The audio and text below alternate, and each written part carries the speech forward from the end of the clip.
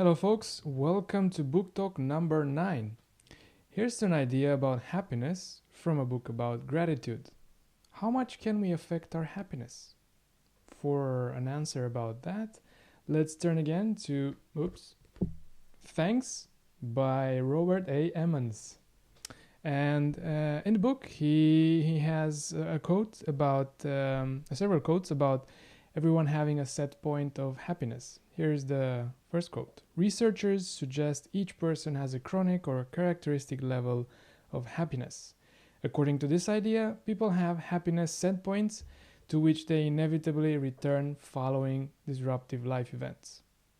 And in the book, he actually talks about some research conducted by Lubomirsky, Sheldon, and Schade in 2005, where they say that this set point is actually set by our genes. But that doesn't mean that genes are the only thing affecting our happiness and well-being. Genes actually account only for 50% of the impact on our happiness, so just half, while 10% come from our circumstances, and that includes financial circumstances, so if we are rich or poor. And finally, 40% comes from intentional activity, so which is things that we do to basically boost our long-term happiness levels. More than that, there's a quote about this set point. It says, this process in which we return to our characteristic happiness level a short time after we experience unusually good or bad events is known as adaptation. Initially, people react strongly to changed circumstances, but over time, their emotional reactions dampen and lose power. They adapt. In other words, they take good things for granted and overcome the obstacle life throws at them, returning to the happiness level that is natural for them.